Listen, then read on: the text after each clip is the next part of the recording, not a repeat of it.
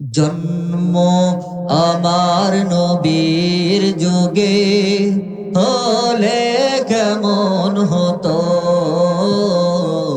জন্ম আমার নবীর যুগে হলে কেমন হতো, দুনয়নে রসূল পাক দেখিলে কেমন হতো, জন্ম আমার নবীর যুগে হলে কেমন হতো। আসতো ভেসে হযরতে বেলালের মধুর আযান, লিল্লাহি তাকবীর। আসতো ভেসে হযরতে বেলালের মধুর আযান, যে আযানে ছিল এমন প্রেম মুগ্ধ রহমান, দয়াল নবীর পিছে নামাজ পড়লে কেমন হতো, দয়াল নবীর পিছে নামাজ পড়লে কেমন হতো, জন্ম আমার নবীর যুগে হলে কেমন হতো। তিনি কত আলোচনায় থাকতাম আমি অধম, তিনি কত আলোচনায় আমার মতো আপনার মতো নাদানরা রসুলের সামনে বসে কথা শুনতো, এর থেকে সৌভাগ্যবান আর কিছু হতে পারে?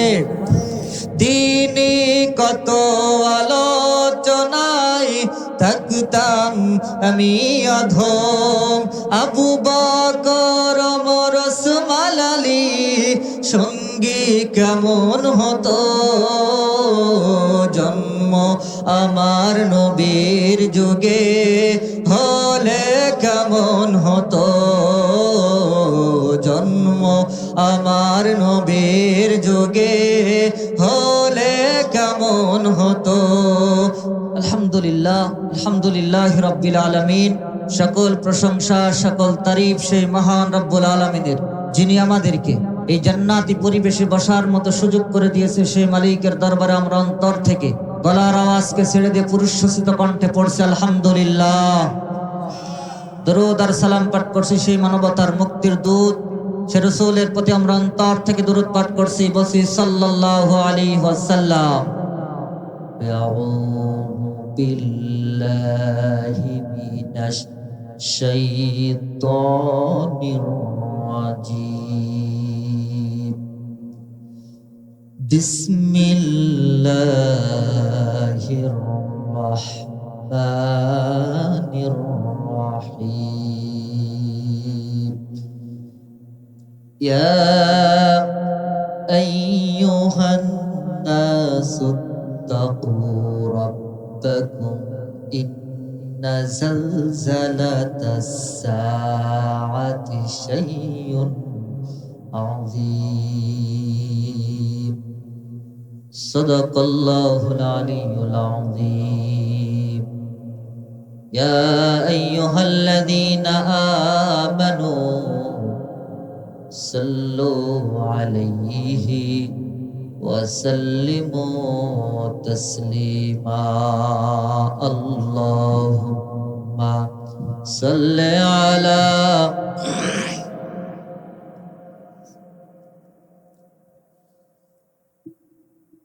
থামেন আর পড়তে হবে না, কষ্ট করে মেলা কষ্ট হয়ে যাচ্ছে আপনাদের। নবীর প্রতি আমাদের অন্তরে ভালোবাসা নাই? আছে? কিয়ামতের ময়দানে রাসূল ছাড়া আপনাকে শাফায়াত করতে পারবে না। সে রাসূলের শানে অন্তর থেকে দরুদ পড়া দরকার, আছে না বলেন? আল্লাহ রাসূল বলেন যে দুনিয়াতে সবথেকে বেশি বেশি দরুদ পাঠ করবে, কিয়ামতের ময়দানে ওই বান্দা সবথেকে বেশি আমার নিকটবর্তী থাকবে। সুবহানাল্লাহ পড়ে। রাসূলের প্রতি প্রেম আর ভালোবাসা নিয়ে গলার আওয়াজকে ছেড়ে দিয়ে, মনে হতে পারে যে এখন মাত্র কয়জন, কতই বা আওয়াজ হবে। তাদের মনে রাখতে হবে ইসলাম সংখ্যার উপরে ভিত্তি করে হয় না, জান। 313 জন নিয়ে 1000-এর বিরুদ্ধে যুদ্ধ করে বিজয় অর্জন করেনি মুসলমান? সে মুসলমান আজও আছে? আছে মুসলমান? মুসলমানদের কণ্ঠের আওয়াজ তো হবে তেমন বারুদের মতো বাজবে নাকি? গত কয়েকবারের প্রধানমন্ত্রী মেয়ে লোক থেকে থেকে আমাদের এমন একটা অবস্থা করে দিতে হয়ে গেছে, মানে আমাদের মেয়ে লোকের থেকে লো লেভেলে লাভিয়ে রেখে গেছে। আমাদের গলা দেওয়ার কথা বেরো হয়। ঘরের ভিতরে ঢুকেছে সাপ, স্বামী স্ত্রী বসে আছে, দেখুন সাপ দেখার পরে স্বামীটি স্ত্রী ডাকতে বলছে, পুরুষ মানুষ ডাক দাও, পুরুষ মানুষ ডাক দাও। স্বামীটি স্ত্রীর কাছে পুরুষ মানুষ ডাক দাও, পুরুষ মানুষ ডাক দাও। বউ টেক কিনে গুতো মাইতে কাছে, তো তুমি কি দে একটা লটি দে। মানে এতক্ষণ মনে ছিল না সাপ দেখে ও পুরুষ মানুষ না বেটা মানুষ। আমাদের অবস্থা তাই, আমরা পুরুষত্ব হারিয়ে ফেলেছি। একবারের প্রধানমন্ত্রী, বিরোধী দলীয় নেত্রী সব মহিলা দিয়ে আমরা যে পুরুষ, সে পুরুষত্বই আমাদের হারিয়ে গেছে। গলার আওয়াজকে ছেড়ে দিয়ে রাসূলের শানে মহব্বতে পড়ুন আল্লাহুম্মা সাল্লি আলা হাবিবিনা। সম্মানিত আপনজনেরা, পৃথিবীতে একদিন আমরা ছিলাম না, ছিলাম, এখন আছি, আবার থাকবো, থাকবো, চলে যাব।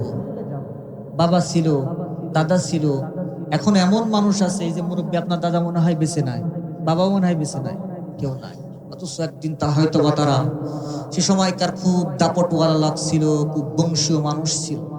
এখন আর তাদের নাম কেউ নেয় না, কেউ মনেও রাখে না। পৃথিবীটা এমন, পৃথিবীর মানুষ যখন হারিয়ে যায় তখন তাকে আর কেউ স্মরণ করে। চলে যেতে হবে আমাদেরকে, আমাদেরকে যে চলে যেতে হবে, রবের সামনে দাঁড়াতে হবে। রব আপনাকে প্রশ্ন করবে, বান্দা এইটা এইটা এইটা প্রশ্ন করছে, জবাব দে। আদৌ মালিকের সামনে দাঁড়িয়ে প্রশ্নের জবাব আমরা দিতে পারবো? সেই হিম্মত, সেই কোয়ালিটি কি আমাদের ভিতরে আছে? কি করলাম জিন্দেগিতে? এই যে এশার আজান হয়ে গেল, কত মানুষ, কত আল্লাহর বান্দা নামাজ না পড়ে দোকানের ভিতরে ঘোরাফেরা করেছে, গল্প করেছে। যুবক, এই যে এশার নামাজ না পড়ে খেলা করলে, বন্ধুর আড্ডায় থাকলে, ফ্রি ফায়ার, ক্যারাম বোর্ড খেলা, এগুলো নিয়ে ব্যস্ত থাকলে, মালিক যদি সকালবেলা মৃত্যুর পরে, এই যে আজকে একটা জানাজা শেষ করে আমি এখানে এসেছি দুপুর বেলা, আহা দুনিয়া কত কঠিন। যারা জানাজা পড়ালাম, অত্র এলাকার ভিতরে একটা সুনাম ধন্য ব্যক্তি, বহু লোক সেই জানাজায়। চিন্তা করলাম, হায়, এত সুনাম ধন্য ব্যক্তি, এত মানুষ তার জানাজায়, অথচ কবরের ভিতরে একা একা থাকতে হবে। কিছুক্ষণ পরে তার প্রশ্ন শুরু হবে। কি অবস্থা হবে যদি প্রশ্নের জবাব সঠিকভাবে দিতে না পারে? যুবক, সারা নামাজ না পড়ে বন্ধুর আড্ডায়, ক্যারাম খেলায়, ফ্রি ফায়ারে মগ্ন তুমি। কত যুবককে দেখলাম, এই যে আমাদেরই এক বন্ধু, ফরিদপুরে বাসা, এক সেম বয়সে একসাথে লেখাপড়া করতাম, আলোচনা করে বেড়াতে, স্ট্রোক করে মারা গেছে কত 2 বছর আগে। যুবকরা মারা যায়। যুবক, আজকে রাত্রেবেলায় ঘুমাতে গেলে, রাত্রেবেলায় সুইচটা বন্ধ করে, তুমি লাইটটা বন্ধ করে ঘুমালে, আজরাইল আলাইহিস সালাতু ওয়াস সালাম যদি তোমার সীতানার গোড়ায় দাঁড়িয়ে থাকে, ধপ করে তোমার নালীটা বন্ধ করে ধরবে, সকালের সূর্যটা দেখার সুযোগ আর হবে? কিসের জন্য নামাজ না পড়ে ছেড়ে দিলাম?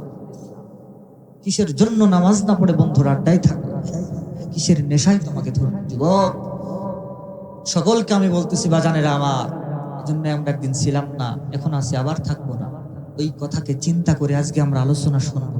আল্লাহ পাক এজন্য ডাক দিয়ে বলতেছে, বান্দা আমার কাছে আসবি? আমার কাছে আসার একটু ভয় কর। আমরা ছিলাম না, আসি, চলে যাব, কোথায় যাব, কি হবে, এ সম্পর্কে একটু জ্ঞান অর্জন করা দরকার আছে না নাই? আমরা মায়ের গর্ভে থেকে এখন বর্তমান দুনিয়াতে আসি, চলে যাব কবর নামক মঞ্জিলে। সেখান থেকে মালিক আমাদেরকে ডাক দিয়ে উঠাবে। কোথায় উঠাবে? কিয়ামতের ময়দানে। এই কিয়ামতের ময়দানে উঠাবে, এ বিশ্বাস আপনাদের হয়? কথা বলেন, হয়? দিন দাঁড়াতে হবে মালিকের সামনে, দাঁড়িয়ে আপনি কি জবাব দেবেন? ওই ভয় কি আপনার কলিজায় আছে? মালিক আপনাকে ডাক দিয়ে জিজ্ঞেস করবে প্রত্যেকটা বিষয়, সুম্মা লা তুসালুন্না ইয়াওমা ইযিন আনিন নাঈম। প্রত্যেকটা বিষয় খুঁটে খুঁটে প্রশ্ন করা হবে, কি জবাব আপনি দেবেন? সেই জন্য সেই দিন ভয় করতে হবে। সেই দিনের ভয় কলিজায় যদি থাকে, এই ব্যক্তি জমির আইল কেটে গরুর মতো সোজা করতে পারে? কথা বলেন। এই যে এলাকায় ইরিশ চাষ হচ্ছে, আইল কাটা মুসল্লি আপনাদের এলাকায় মনে হয় নেই না? এলাকার লোক সব দুধি ধোয়া, আমার এলাকা সব লোক হচ্ছে নিম পাতা।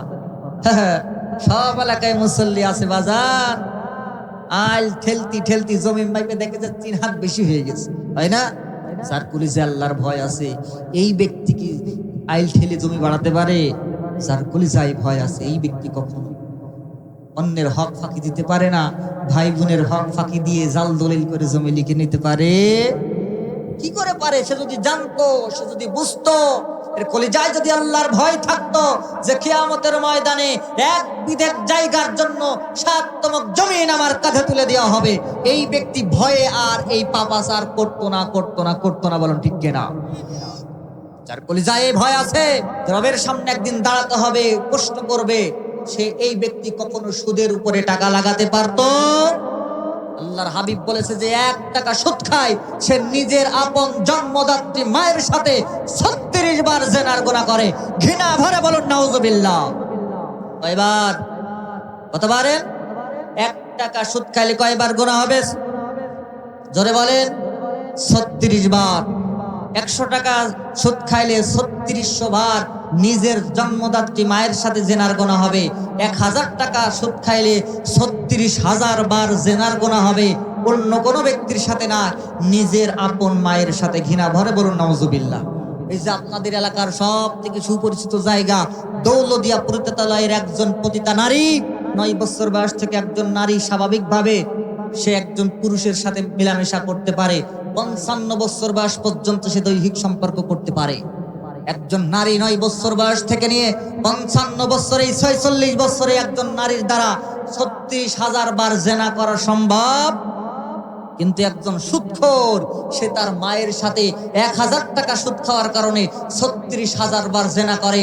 পতিতালয়ের পতিতা, আপনাদের গ্রাম্য বাংলা ভাষায় কয় বেশ্যা নারী, সে তার আপন বাবার সাথে, সন্তানের সাথে জেনারে লিপ্ত হয় না, অথচ যে সুদ খায় সে তার মায়ের সাথে জেনা করে। ঘৃণা করে বলুন নাউজুবিল্লাহ। এই পাপাচারের সাথে যারা লিপ্ত আছেন, ফিরে আসেন, তওবা করে ফিরে আসেন। লাভ হবে একটা, বলবো। আল্লাহ রাব্বুল আলামিন বলেন ফাউলাইকা ইবাদদিলুল্লাহু সাইয়্যাতিহিম হাসানা। ওই যে গাড়ামারা তাফসীরুল কোরআন মাহফিলের ময়দানে বসে বসে সুদের কথা শোনার পরে, সুদের ভয়াবহতার কথা শোনার পরে বান্দা মনে মনে নিয়ত করলো আর ইস্তেগফার করলো, আল্লাহর দরবারে রাব্বুল আলামিনকে জানালো, আল্লাহ এতদিন সুদের সাথে লিপ্ত ছিলাম, হাজার টাকা সুদের ভিতরে লাগিয়ে রেখেছিলাম, তোমার কোরআনের আয়াত শোনার সাথে সাথে তোমার ভয়ে, জাহান্নামের ভয়ে আমি এই সুদের টাকা আমি ছেড়ে দিলাম, শুধুমাত্র আমার আসল টাকাটা তুলে নিয়ে আসলাম। আল্লাহ পাক বলল, ওই যে 1 টাকার বিনিময়ে 36 বার মায়ের সাথে জেনা করা হয়, বান্দার ওই গুনাহকে আমি মাফ করে দিলাম। শুধু দিলামই তাই নাই, ফাউলাইকা ইবাদদিলুল্লাহু সাইয়্যা, ওই যে গুনাহ ছিল সমস্ত গুনাহগুলো সওয়াব দ্বারা পরিপূর্ণ করে দিলাম। আর ফিরে আসলে আরো একটা লাভ আছে, ফাইনাল জান্নাতা হিয়াল মাওয়া ওয়া আম্মা মান খাফা মাকামা রাব্বিহি ওয়া নাহান নাফসা আনিল হাওয়া। আল্লাহ পাক বলে, যারা আমার জাহান্নামের ভয়ে, যারা আমার সামনে দাঁড়াতে হবে, এই ভয়ে যারা অপরাধ থেকে ফিরে আসতে পারবে, এই যে এই মাত্র আমি এই হাত দ্বারা গুনাহ করতে পারতাম, এই হাত দ্বারা গুনাহ না করে এই হাতের গুনাহ থেকে ফিরে আসলাম, পা দ্বারা গুনাহ করতে পারতাম, পায়ের গুনাহ না করে ফিরে আসলাম। আল্লাহ পাক বলে, যে বান্দা গুনাহ না করে ফিরে আসলো, ওই বান্দা নিঃসন্দেহে সে জান্নাতের সংবাদ পেয়ে গেল। বলুন সুবহানাল্লাহ। এজন্য যারা আজকে সুদের সাথে লিপ্ত আছেন, অবশ্যই আপনাদেরকে অনুরোধ করবে, সুদের থেকে আল্লাহ পাক যেন আমাদের সকলকে হেফাজত করুন, আমিন। আলহামদুলিল্লাহ, অনেক সময় কেমন করলাম, বড় ভাই চলে এসেছে, আমি আলোচনা ছেড়ে দিচ্ছি। অনেকে আমার পরিচয় জানতে চেয়েছি, কারণ কিন্তু একজন পরিচয় জিজ্ঞেস করেছে।